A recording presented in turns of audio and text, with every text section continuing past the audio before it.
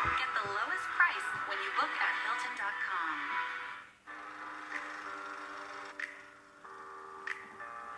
Dad! Dad! Can you drive me to Jessica's house?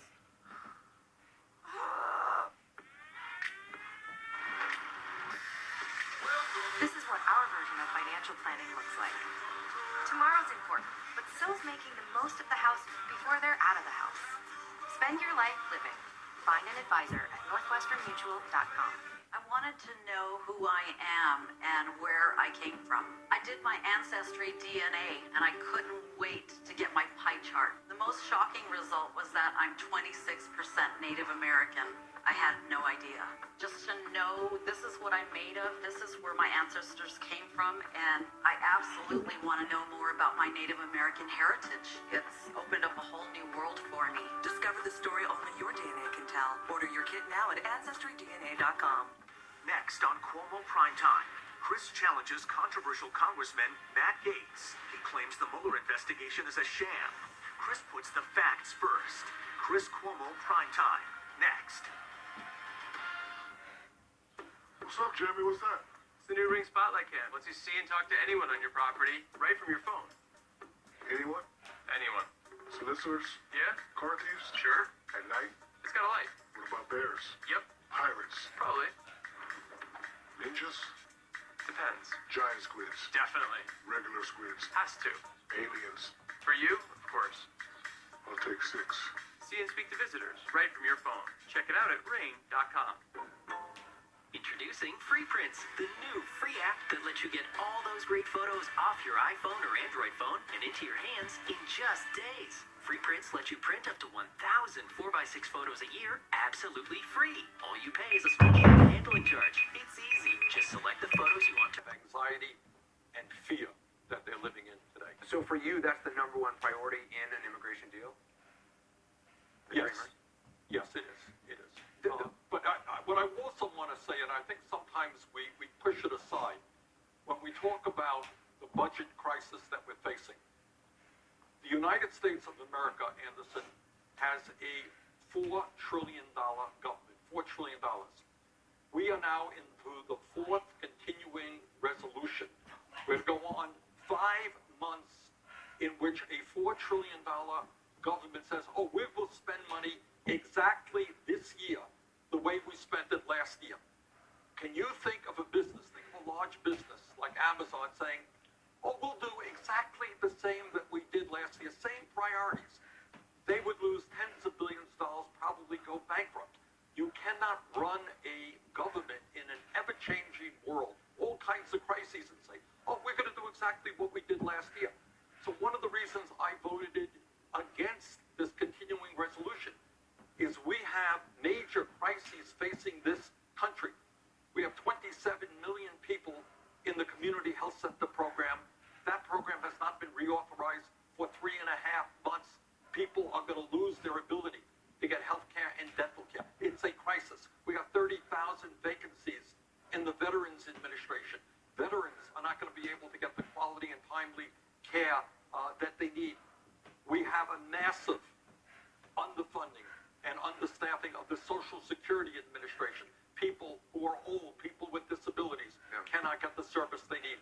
We have got to address those problems now. The fact that Minority Leader Schumer says that talks are starting over in his term and that funding for the wall is off the table now, is that helpful? Because the president seems to be very clear that if there is no wall, there is no DACA. Well, we will see how the negotiations go. I think what Schumer was upset about is that he and Trump sat down, and I think Schumer felt that they had reached an agreement, and that once again Trump pulled the rug out from underneath them. But bottom line is, there needs to be negotiations. I think there are serious Republicans here who want to do the right thing, and we've got to work together to make sure that these young people get the legal status that they need and have a path towards citizenship. Senator Sanders, appreciate your time. Thank you. Thank you. Ahead, the White House attorney has reportedly had a different talk on whether President Trump will do an interview with Special Counsel Robert Mueller, a different take, I should say. The details on that. Reaction to all this from former CIA Director General Michael Hayden.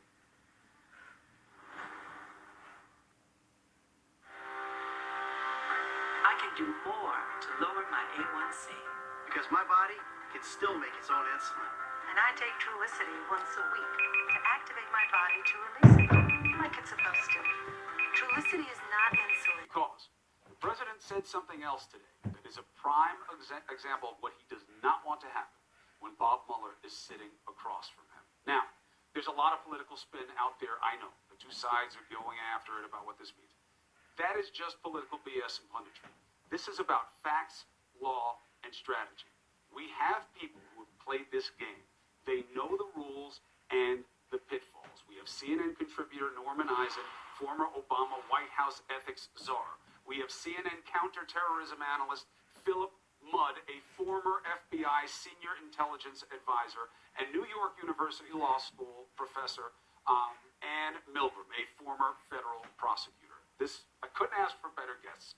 Let's talk about first the headline, okay? So, Professor, the idea that the president wants to be with Mueller, wants to be under oath, if he does an interview, is being under oath negotiable? Does it matter because he's with FBI agents? What are the rules? So, as a prosecutor, the way it would work is that if you sit down with the FBI and the prosecutor, which is the normal course in something like this, before you would go into a grand jury, there is no oath.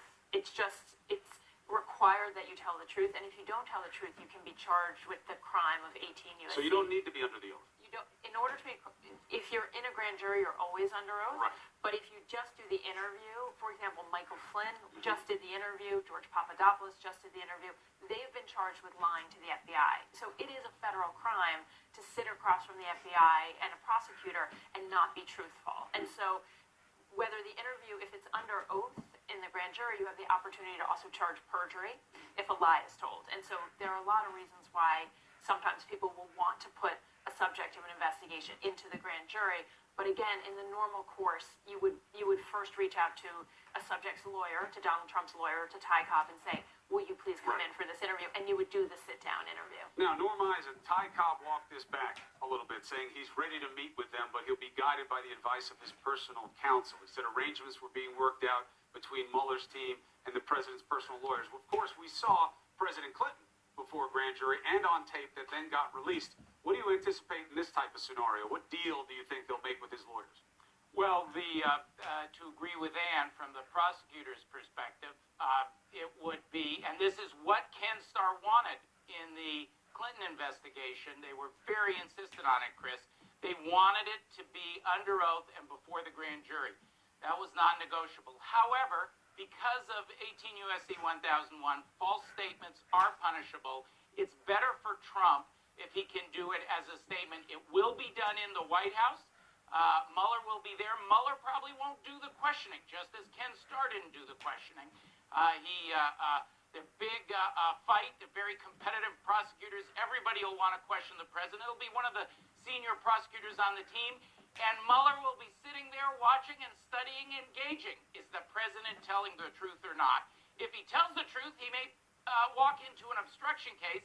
If he lies, it's a false statements case. What a terrible dilemma. Philip, do you think that they cut the president a deal where he gets to do it all in writing? Do you think he gets away from having to do it in front of the grand jury under oath? Or do you think he winds up in person with the investigators and probably Mueller?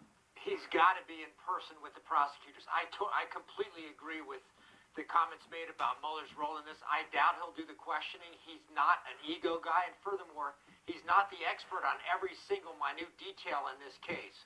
I think the couple of points I'd be watching on this, there is no way that Mueller will agree to anything but an in-person interview. You can give factual responses on paper to things like financial transactions questions, but you got to get into a back and forth if the president gives an answer on, for example, a timeline of your campaign's engagement with the Russians that doesn't agree with what General Flynn said. You can't do that on paper. You got to say,